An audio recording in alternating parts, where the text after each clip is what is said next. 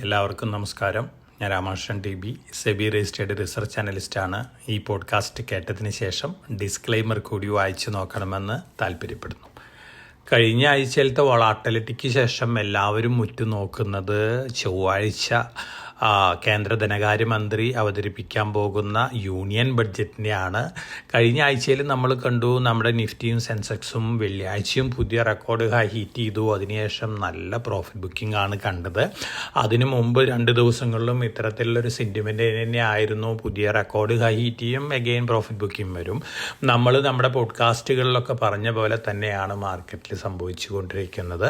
ഒപ്പം ഗ്ലോബൽ വോളാട്ടിലിറ്റിയും കൂടി മാർക്കറ്റിനെ ഹിറ്റ് ചെയ്ത് തുടങ്ങിയിരിക്കുന്നു. കഴിഞ്ഞ ആഴ്ചയിൽ അമേരിക്കൻ മാർക്കറ്റിലും ഇത്തരത്തിലുള്ള പ്രതിഭാസം തന്നെയാണ്. നല്ല രീതിയിലുള്ള പ്രോഫിറ്റ് ബുക്കിംഗ് ആണ് ടെക്നോളജി സ്റ്റോക്കുകളിലും മറ്റ് സ്റ്റോക്കുകളിലൊക്കെ നാം കണ്ടത്.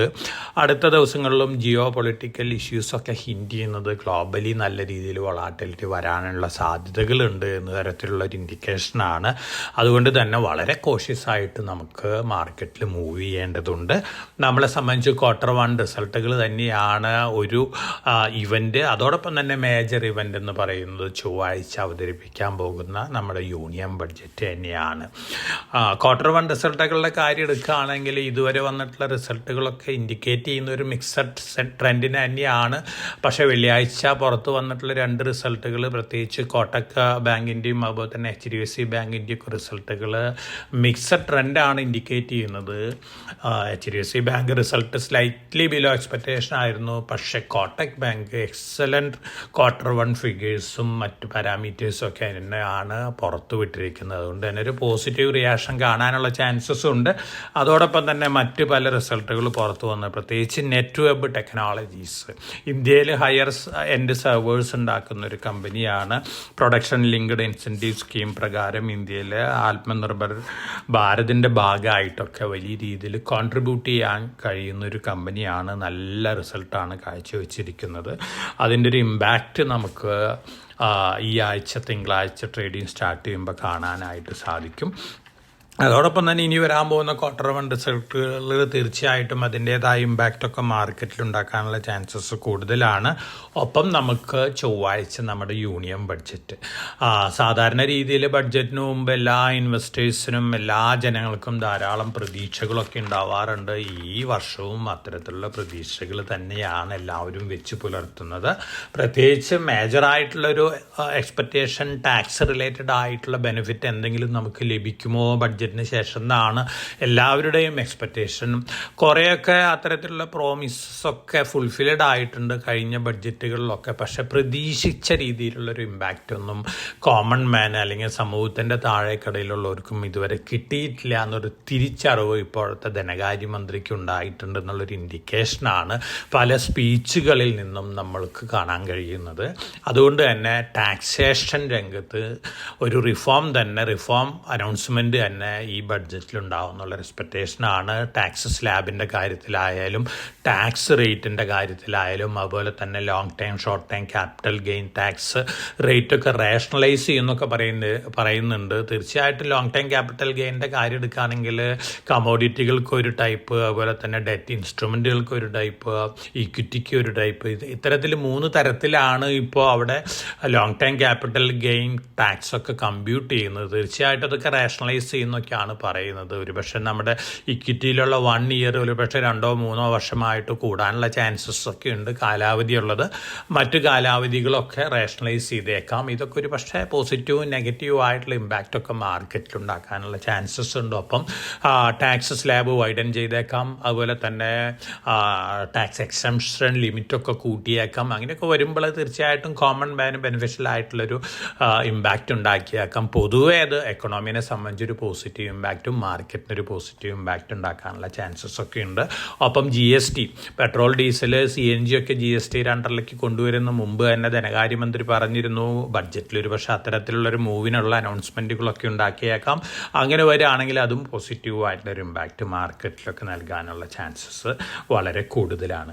അതോടൊപ്പം തന്നെ ഈ ഗവൺമെൻറ് അധികാരത്തിലേറുന്നതിന് മുമ്പ് തന്നെ പറഞ്ഞ കാര്യങ്ങളാണ് ഇൻഫ്രാസ്ട്രക്ചർ, ഡിഫൻസ്, പവർ, റെയിൽവേസ്, ഈ സെക്ടറിലൊക്കെ വലിയ രീതിയിലുള്ള റിഫോംസ് കൊണ്ടുവരുമെന്ന് ഈ മിനിസ്ട്രി പറഞ്ഞിട്ടുണ്ട്. അതുകൊണ്ട് തന്നെ അത്തരത്തിലുള്ള അനൗൺസ്മെൻറ്റുകൾ നമുക്ക് ബഡ്ജറ്റിൽ പ്രതീക്ഷിക്കാം. അങ്ങനെ വരികയാണെങ്കിൽ ഓവറോൾ നമ്മുടെ ക്യാപിറ്റൽ എക്സ്പെൻഡിച്ചർ ലിമിറ്റ് കഴിഞ്ഞ വർഷം 11 ലക്ഷം കോടി അലോക്കേറ്റ് ചെയ്തിരുന്നു, ഈ വർഷം വീണ്ടും കൂട്ടിയേക്കാം. അത് തീർച്ചയായിട്ടും ഇൻഫ്രാ കമ്പനികൾക്കും ഡിഫൻസ്, പവർ, റെയിൽവേസ്, ഈ സെക്ടറിലൊക്കെ അതിൻ്റേതായ പോസിറ്റീവ് ഇമ്പാക്റ്റുകൾ ഉണ്ടാക്കുന്നുള്ള കാര്യം തീർച്ചയാണ്. ഇനി EV പോളിസി ഗവൺമെൻറ് തന്നെ പറഞ്ഞിട്ടുണ്ട്, ബസ്സുകൾ കൂടുതൽ ഇലക്ട്രിക് വെഹിക്കിൾ ബസ്സുകളാക്കി മാറ്റണം, അതുപോലെ തന്നെ ഹൈഡ്രജൻ വെഹിക്കിൾസ് വലിയ രീതിയിൽ യൂസ് ചെയ്യേണ്ടി വരും ഭാവിയിൽ. അപ്പോൾ ഇത്തരത്തിലുള്ള അനൗൺസ്മെൻറ്റുകൾ EV പോളിസി കൊണ്ടുവന്നേക്കാം ബസ്സുകളുടെ കാര്യത്തിൽ പ്രത്യേകിച്ച്.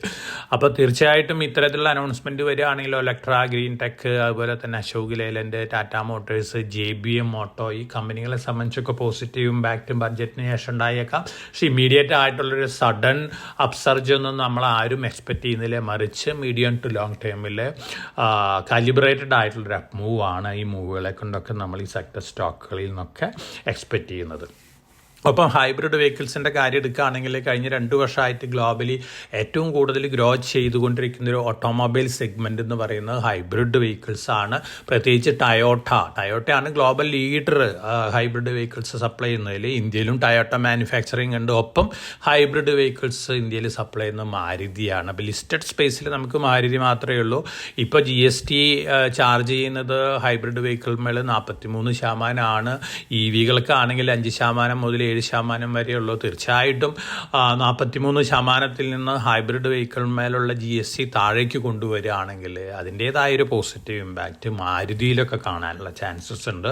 ഒപ്പം ധാരാളം ഓട്ടോമൊബൈൽ കമ്പനികൾ ഹൈബ്രിഡ് വെഹിക്കിൾ കാറ്റഗറി ഇൻട്രൊഡ്യൂസ് ചെയ്യാനായിട്ട് അത് പ്രൊപ്പൽ ചെയ്യും എന്നുള്ളൊരു കാര്യം കൂടി തീർച്ചയാണ്. അതോടൊപ്പം തന്നെ നമ്മൾ മറ്റ് ന്യൂസ് ഫ്ലോസ് ഒക്കെ നോക്കുകയാണെങ്കിൽ make in India, Atmanirbhar Bharat, ഇതിൻ്റെ ഭാഗമായിട്ട് പ്രൊഡക്ഷൻ ലിങ്ക്ഡ് ഇൻസെൻറ്റീവ് സ്കീമിൽ ധാരാളം അനൗൺസ്മെൻറ്റുകൾ മുമ്പൊക്കെ വരുത്തിയിരുന്നു. അതിൽ പലതിലും അനോമലീസ് ഉണ്ട്. അതുകൊണ്ട് തന്നെ അത്തരത്തിലുള്ള അനോമലീസൊക്കെ മാറ്റിക്കൊണ്ട് അട്രാക്റ്റീവ് ആയിട്ടുള്ള പ്രൊഡക്ഷൻ ലിങ്ക്ഡ് ഇൻസെൻറ്റീവ് സ്കീമും കൊണ്ടുവരാനുള്ള ചാൻസസ് വളരെ കൂടുതലാണ്. അതോടൊപ്പം തന്നെ മേക്ക് ഇൻ ഇന്ത്യയുടെ ഭാഗമായിട്ട് ഡൊമസ്റ്റിക് സോഴ്സിങ് കമ്പൽസറി ആയിട്ട് ഇംപ്ലിമെൻ്റ് ചെയ്യാനുള്ള അനൗൺസ്മെൻറ്റുകൾ വന്നേക്കാം. അങ്ങനെ വരികയാണെങ്കിൽ MSME സെഗ്മെൻറ്റിൽ ഓവറോൾ, അതോടൊപ്പം തന്നെ സ്പേസ്, പാർട്സ്, മറ്റ് അനുബന്ധ പാർട്സുകളൊക്കെ ഉണ്ടാക്കുന്ന കമ്പനികളെ സംബന്ധിച്ചൊക്കെ ഇതൊരു പോസിറ്റീവ് ഇമ്പാക്റ്റ് ക്രിയേറ്റ് ചെയ്യാനുള്ള ചാൻസസ് കൂടുതലാണ്. ഒപ്പം ഡാറ്റാ സെൻറ്റർ ബിസിനസ്, നമുക്കറിയാം ഡാറ്റാ സെൻറ്ററാണ് ഏറ്റവും കൂടുതൽ ഇന്ത്യയിൽ ഗ്രോ ചെയ്തുകൊണ്ടിരിക്കുന്നത്. ഗ്ലോബൽ ഗ്രോത്ത് റേറ്റ് ആയിട്ട് നോക്കുകയാണെങ്കിൽ ഇന്ത്യയിൽ അതിൻ്റെ ഡബിൾ റേറ്റിലാണ് ഗ്രോ ചെയ്യുന്നത്. അഡാനി, കോണക്സ്, അതുപോലെ തന്നെ റിലയൻസ്, ധാരാളം കമ്പനികൾ ഡാറ്റാ സെൻറ്റർ ബിസിനസ്സിലേക്ക് എൻ്റർ ചെയ്തിരിക്കുകയാണ്. കാരണം ഡാറ്റാ സെൻറ്റർ വേണം, ഡാറ്റ ലോക്കലൈസേഷൻ്റെ ഭാഗമായിട്ട് ഇന്ത്യയിൽ തന്നെ ഡാറ്റ സ്റ്റോർ ചെയ്യണം. അതും കൂടി വരികയാണെങ്കിൽ ധാരാളം ഡാറ്റാ സെൻറ്റേഴ്സ് ഇന്ത്യയിൽ ആവശ്യമാണ്. അതിൻ്റെ ഡെവലപ്മെൻറ്റിന് ആവശ്യമായിട്ടുള്ള അനൗൺസ്മെൻറ്റുകൾ ബഡ്ജറ്റിൽ ഉണ്ടാവും എന്നുള്ള കാര്യം തീർച്ചയാണ്. ഡാറ്റാ സെൻറ്റർ ഡെവലപ്പ് ചെയ്യുകയാണെങ്കിൽ തീർച്ചയായിട്ടും അതിൻ്റെ ബെനിഫിഷ്യറീസ് എന്ന് പറയുന്നത് എയർ കണ്ടീഷൻസ് ഉണ്ടാക്കുന്ന കമ്പനികൾ, കൂളിംഗ് സിസ്റ്റംസ് ഉണ്ടാക്കുന്ന കമ്പനികൾ, അതുപോലെ തന്നെ ഇലക്ട്രിക്കൽ ആക്സസറീസ് ഉണ്ടാക്കുന്ന കേബിൾ കമ്പനികളുണ്ട്, പവർ സപ്ലൈ ചെയ്യുന്ന കമ്പനികളുണ്ട്, റിന്യൂവബിൾ എനർജി സപ്ലൈ ചെയ്യുന്ന കമ്പനികൾക്കും മറ്റു പവർ കമ്പനികൾക്കൊക്കെ ഇത് വളരെ പോസിറ്റീവാണ്. അപ്പോൾ ഇത് പൊതുവേ പവർ സെക്ടറിന് വളരെ പോസിറ്റീവ് ഇമ്പാക്റ്റ് ഉണ്ടാക്കുന്ന കാര്യങ്ങളാണ്. അതോടൊപ്പം തന്നെ ഹെൽത്ത് കെയർ, ഇന്ത്യയിലത്തെ ജനങ്ങൾക്ക് മിക്കവാറും എല്ലാ ജനങ്ങൾക്കും ഹെൽത്ത് കെയർ പരിരക്ഷ ഉറപ്പാക്കണമെന്ന് പ്രധാനമന്ത്രിയുടെ പ്രഖ്യാപനങ്ങൾ ഉണ്ടായിട്ടുണ്ട്. കഴിഞ്ഞ ബഡ്ജറ്റുകളിലൊക്കെ അത്തരത്തിലുള്ള പല അനൗൺസ്മെൻറ്റുകൾ ഉണ്ടായിട്ടുണ്ട്. പക്ഷേ അതൊക്കെ പോരാ എന്ന തരത്തിലുള്ള റിപ്പോർട്ടുകളാണ്. അപ്പോൾ ഈ ബഡ്ജറ്റിൽ അതിനനുസരിച്ചുള്ള അനൗൺസ്മെൻറ്റുകളൊക്കെ വരാനുള്ള ചാൻസസ് കൂടുതലാണ്. അങ്ങനെ വരികയാണെങ്കിൽ ഹെൽത്ത് കെയർ രംഗത്ത്, ഹോസ്പിറ്റൽ രംഗത്ത്, അതുപോലെ തന്നെ ഇൻഷുറൻസ്, ഹെൽത്ത് കെയർ ഇൻഷുറൻസ് കമ്പനികളെ സംബന്ധിച്ചൊക്കെ പോസിറ്റീവായിട്ടുള്ള ഇമ്പാക്റ്റ് നൽകുന്ന ന്യൂസ് ആയിരിക്കാം. അപ്പോൾ അത്തരത്തിലുള്ള എക്സ്പെക്റ്റേഷനൊക്കെ ബഡ്ജറ്റിൽ നിന്നുണ്ട്. ഒപ്പം ഗവൺമെൻറ് മാസങ്ങൾക്ക് മുമ്പ് അനൗൺസ് ചെയ്യുന്ന സെമി കണ്ടക്ടർ പോളിസി, നമുക്കറിയാം ജനറേറ്റീവ് ആർട്ടിഫിഷ്യൽ ഇൻ്റലിജൻസ് വലിയ രീതിയിലാണ് ഗ്ലോബലി എല്ലാ കൺട്രികളെയും എല്ലാ ഹ്യൂമൻ ബീയിങ്ങിലെയും ഇമ്പാക്റ്റ് ചെയ്തുകൊണ്ടിരിക്കുന്നത്. സ്കില്ലില്ലെങ്കിൽ ഇനി പിടിച്ചേക്കാൻ പറ്റില്ല എന്നുള്ളൊരവസ്ഥയിലേക്ക് മാറിക്കൊണ്ടിരിക്കുകയാണ് ഹ്യൂമൻ ബീയിങ്ങിൻ്റെ അവസ്ഥ. പക്ഷേ ഈ ജനറേറ്റീവ് AI ചിപ്പുകളൊക്കെ സപ്ലൈ ചെയ്യുന്ന കമ്പനികൾ ജയൻറ്റുകളാണ് ഗ്ലോബലി. NVIDIA ആണ് ജയൻറ്റ്, പിന്നെ ബ്രോഡ്കോം ഉണ്ട്, അതുപോലെ തന്നെ മറ്റു പല കമ്പനികളൊക്കെ ഉണ്ട്. അപ്പോൾ NVIDIA പോലുള്ള കമ്പനികൾ ഇന്ത്യയിൽ അട്രാക്റ്റ് ചെയ്തുകൊണ്ട് ഇന്ത്യയിൽ അവർക്ക് മാനുഫാക്ചറിങ് ഫെസിലിറ്റി കൊടുക്കാനുള്ള സാധ്യതകളുണ്ട്. ഒപ്പം എക്സിസ്റ്റിംഗ് കമ്പനികൾക്ക് ചിപ്പ് മാനുഫാക്ചറിങ്ങിനെ പ്രോത്സാഹിപ്പിക്കുന്ന തരത്തിലുള്ള അനൗൺസ്മെൻറ്റുകളും ബഡ്ജറ്റിൽ വന്നേക്കാം. അപ്പോൾ എക്സിസ്റ്റിംഗ് ആയിട്ട് നോക്കുകയാണെങ്കിൽ ഇപ്പോൾ ലിസ്റ്റഡ് സ്പേസിൽ നോക്കുകയാണെങ്കിൽ നമ്മളെ സംബന്ധിച്ച് മോസ്റ്റ് ചിപ്പ് ടെക്നോളജീസ് അതുപോലെ തന്നെ CG പവറൊക്കെയാണ്. CG പവറാണ് സൗത്ത് ഇന്ത്യയിൽ നിന്ന് മാസീവായിട്ട് ഈ സെക്ടറിൽ ഇൻവെസ്റ്റ് ചെയ്യാൻ പോകുന്നത്. അപ്പോൾ ഇത്തരത്തിലുള്ള കമ്പനികളെ സംബന്ധിച്ച് അത് പോസിറ്റീവ് ഇമ്പാക്റ്റ് ഉണ്ടാക്കാനുള്ള ചാൻസസ് ഒക്കെ വളരെ കൂടുതലാണ്. അപ്പം ഇന്ത്യയുടെ അഭിമാനമായിട്ട് മാറിക്കൊണ്ടിരിക്കുകയാണ് ഗിഫ്റ്റ് സിറ്റി. ഗുജറാത്തിലത്തെ നമ്മുടെ സിംഗപ്പൂർ നിഫ്റ്റിയൊക്കെ ഇപ്പോൾ ട്രേഡ് ചെയ്യുന്നത് നിഫ്റ്റിയായിട്ട് ഗിഫ്റ്റ് സിറ്റിയിൽ നിന്നാണ്. അപ്പോൾ ഈ ഗിഫ്റ്റ് സിറ്റീനെ ലോകത്തിലെ തന്നെ ഏറ്റവും നല്ലൊരു ഫൈനാൻഷ്യൽ സിറ്റി ആയിട്ട് മാറ്റാനുള്ള പല അനൗൺസ്മെൻറ്റുകളും ബഡ്ജറ്റിൽ വരാനുണ്ട്. ഒപ്പം ഡിജിറ്റൽ ഇൻഫ്രാസ്ട്രക്ചർ ഇല്ലാണ്ട് ഇനി നമ്മൾക്ക് അല്ലെങ്കിൽ ഒരു രാജ്യത്തിനും മുന്നോട്ട് പോകാൻ പറ്റില്ല. അപ്പോൾ ഡിജിറ്റൽ ഇൻഫ്രാസ്ട്രക്ചർ എൻകറേജ് ചെയ്ത് അതുപോലെ തന്നെ അതിൽ ഇൻവെസ്റ്റ്മെൻറ്റ് നടത്താനായിട്ട് പ്രോത്സാഹിപ്പിക്കുന്ന തരത്തിലുള്ള അനൗൺസ്മെൻറ്റുകളിൽ ബഡ്ജറ്റ് വന്നേക്കാം. ഇത് പൊതുവേ വളരെ പോസിറ്റീവ് ഇമ്പാക്റ്റാണ് പല സ്റ്റോക്കുകൾക്കും ഉണ്ടാക്കാൻ പോകുന്നത്. പ്രോട്ടിയാൻ, ഗവർണൻസ്, ക്യാംസ് അത്തരത്തിലുള്ള സ്റ്റോക്കുകളെ സംബന്ധിച്ചൊക്കെ വളരെ വളരെ പോസിറ്റീവ് ഇമ്പാക്റ്റ് ഉണ്ടാക്കുന്ന കാര്യങ്ങളായിരിക്കാം.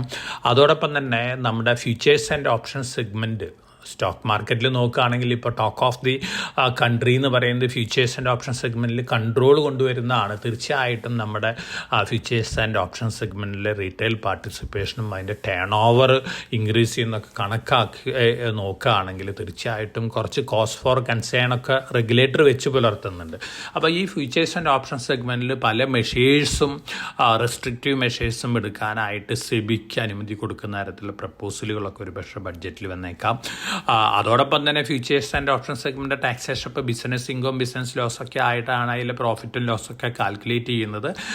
ഇതിൽ മാറ്റം വരുമെന്ന് നമുക്ക് പറയാൻ പറ്റില്ല. ടാക്സ് റിഫോംസ് ഒക്കെ വരികയാണെങ്കിൽ എന്തെങ്കിലും തരത്തിലുള്ള ചേഞ്ചസ് ഒക്കെ വന്നേക്കാം. പക്ഷേ ഇപ്പോഴത്തെ അവസ്ഥയിൽ അതുണ്ടാവുമോ എന്നുള്ള കാര്യം പറയാൻ സാധിക്കില്ല. അപ്പോൾ അതുകൊണ്ട് തന്നെ ഫ്യൂച്ചേഴ്സ് ആൻഡ് ഓപ്ഷൻ സെഗ്മെൻറ്റിൽ കൺട്രോൾ കൊണ്ടുവരുന്ന തരത്തിലുള്ള വല്ല അനൗൺസ്മെൻറ്റുകൾ അല്ലെങ്കിൽ സെബിക്ക് അതിനുള്ള പവർ കൊടുക്കുന്ന തരത്തിലുള്ള അനൗൺസ്മെൻറ്റുകളൊക്കെ വന്നേക്കാം.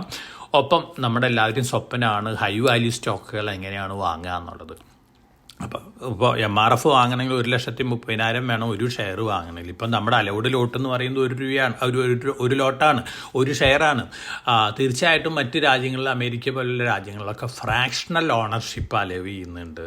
10-1 100 ഒക്കെ ഓൺ ചെയ്യാനായിട്ട് അവിടെ അലവ് ചെയ്യുന്നുണ്ട്. അത്തരത്തിലുള്ളൊരു നിയമം ഇന്ത്യയിലും അനൗൺസ് ചെയ്തേക്കാമെന്നാണ് എൻ്റെ ഒരു എക്സ്പെക്റ്റേഷൻ. പ്രത്യേകിച്ച് സെബിയുടെ ചെയർമാൻ തന്നെ ഫിനാൻസ് മിനിസ്റ്റർ ഡിമാൻഡ് ചെയ്തിട്ടുള്ളതാണ്. അതുകൊണ്ട് തന്നെ ഈ ബഡ്ജറ്റിൽ fractional ownership of shares announce ചെയ്യാനുള്ള ചാൻസസ് ഉണ്ട്. അങ്ങനെ വരികയാണെങ്കിൽ ഹൈ വാല്യൂ സ്റ്റോക്കുകൾ റീറ്റെയിൽ ഇൻവെസ്റ്റേഴ്സിന് വാങ്ങാനുള്ള ഒരു അവസരം കൂടി ലഭിക്കാൻ പോവുകയാണ്. ഇത്തരത്തിൽ വളരെ പ്രോമിസിങ് ആയിട്ടുള്ള പല എക്സ്പെക്റ്റേഷൻസും ഗവൺമെൻറ്റിൻ്റെ ഭാഗത്തു നിന്ന് ബഡ്ജറ്റിൽ കൂടെ നമ്മൾ എക്സ്പെക്റ്റ് ചെയ്യുന്നുണ്ട്. ഒപ്പം ധാരാളം സെക്ടേഴ്സിന് എൻകറേജ്ഡ് ആയിട്ടുള്ള പല അനൗൺസ്മെൻറ്റുകളും ഒപ്പം നമ്മുടെ അഗ്രി സെക്ടറിനെ മെക്കനൈസ് ചെയ്യുന്ന തരത്തിലുള്ള ഓട്ടോമേറ്റ് ചെയ്യുന്ന തരത്തിലുള്ള അനൗൺസ്മെൻറ്റുകൾ വന്നേക്കാം. അതോടൊപ്പം തന്നെ ഡിഫൻസ് കഴിഞ്ഞ 10 വർഷമായിട്ട് നോക്കുകയാണെങ്കിൽ ഗ്ലോബലി ഏറ്റവും കൂടുതൽ ഗ്രോ ചെയ്തിട്ടുള്ള ഇന്ത്യൻ ഡിഫൻസ് സെക്ടറാണ്.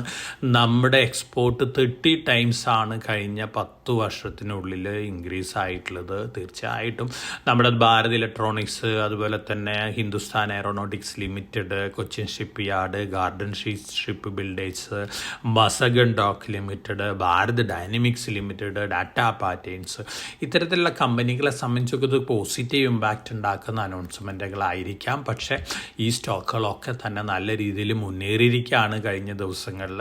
അതുകൊണ്ട് തന്നെ ബഡ്ജറ്റ് അനൗൺസ്മെൻറ്റ് പോസിറ്റീവായിട്ട് വന്നാൽ പോലും ഒരു പക്ഷേ വളരെ കാലിബ്രേറ്റഡ് ആയിട്ടുള്ളൊരു അപ്മൂവ് ആയിരിക്കാം നമുക്ക് എക്സ്പെക്റ്റ് ചെയ്യാനായിട്ട് സാധിക്കുക. പക്ഷേ ലോങ് റണ്ണിൽ പൊതുവെ ഈ അനൗൺസ്മെൻറ്റുകളൊക്കെ ഈ കമ്പനികൾക്കെല്ലാം തന്നെ പോസിറ്റീവ് ഇമ്പാക്റ്റ് നൽകാനുള്ള ചാൻസൊക്കെയാണ് കാണുന്നത്.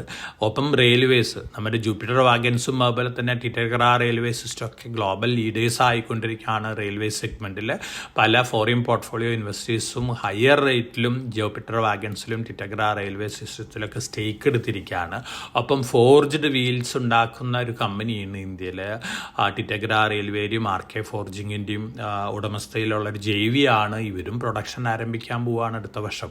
അപ്പോൾ ഇതൊക്കെ ഒരു ഗ്ലോബൽ സപ്ലൈ ആണ് വരാൻ പോകുന്ന ഈ കമ്പനികളെ സംബന്ധിച്ചൊക്കെ നോക്കുകയാണെങ്കിൽ. അതോടൊപ്പം അതോടൊപ്പം തന്നെ റെയിൽവേ സെഗ്മെൻറ്റിലേക്ക് ഇറങ്ങിയ ആംബർ എൻ്റർപ്രൈസസ് ഇൻഡയറക്റ്റ് എൻട്രിയാണ്, പക്ഷേ വളരെ പ്രോമിസിങ് ആയിട്ടുള്ളൊരു എൻട്രിയാണ് ആംബർ എൻ്റർപ്രൈസിൻ്റെ ഡിഫൻസിലേക്കും അതുപോലെ തന്നെ റെയിൽവേയിലേക്കൊക്കെ സംഭവിച്ചിരിക്കുന്നത്. അപ്പോൾ ഇത്തരത്തിലുള്ള കമ്പനികളെ കുറിച്ചും ഈ ബഡ്ജറ്റിൽ വരാൻ പോകുന്ന അനൗൺസ്മെൻറ്റുകൾ വളരെ പോസിറ്റീവ് ആയിരിക്കുന്ന ഒരു എക്സ്പെക്റ്റേഷനാണ്. അതോടൊപ്പം തന്നെ ഷിപ്പ് ബിൽഡിങ്ങിന് വലിയ രീതിയിലുള്ള ഇമ്പോർട്ടൻസ് കൊടുക്കാനുള്ള സാധ്യതകൾ കൂടുതലാണ്. തീർച്ചയായിട്ടും അത് വളരെ പോസിറ്റീവായിട്ട് ഇമ്പാക്റ്റ് ചെയ്യാൻ പോകുന്നത് Cochin Shipyard, Garden Reach Ship Builders, Mazagon ഡോക്കിനൊക്കെയാണ്.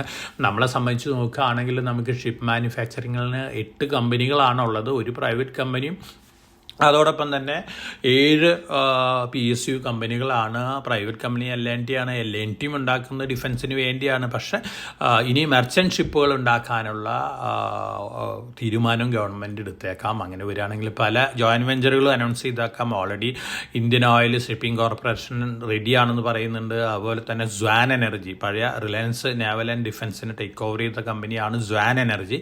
ഇന്ത്യയിലത്തെ ഏറ്റവും വലിയ ഷിപ്പ് ബിൽഡിംഗ് ഫെസിലിറ്റി ഉള്ളൊരു കമ്പനി കൂടിയാണ്. അപ്പോൾ ഇത്തരത്തിലുള്ള കമ്പനികളെ കുറിച്ച് ഒക്കെ നോക്കുകയാണെങ്കിൽ ഇത്തരത്തിലുള്ള അനൗൺസ്മെൻറ്റുകൾ ലോങ് റണ്ണിൽ പോസിറ്റീവ് ഇമ്പാക്റ്റ് ഒക്കെ നൽകിയേക്കാം. ഇതൊക്കെയാണ് മാർക്കറ്റിൽ നമ്മൾ പൊതുവെ ബഡ്ജറ്റിനെ കുറിച്ചുള്ള എക്സ്പെക്റ്റേഷൻ.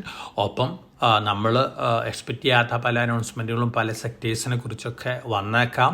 അതിൻ്റേതായ ഇമ്പാക്റ്റൊക്കെ മാർക്കറ്റിലുണ്ടാകാനുള്ള ചാൻസസ് ഒക്കെ വളരെ വളരെ കൂടുതലാണ്. അപ്പോൾ നമ്മളെ സംബന്ധിച്ച് നല്ലൊരു ബഡ്ജറ്റാണ് എക്സ്പെക്റ്റ് ചെയ്യുന്നത്. Pro people, pro growth, pro reform oriented ബഡ്ജറ്റാണ് നമ്മൾ എക്സ്പെക്റ്റ് ചെയ്യുന്നത്.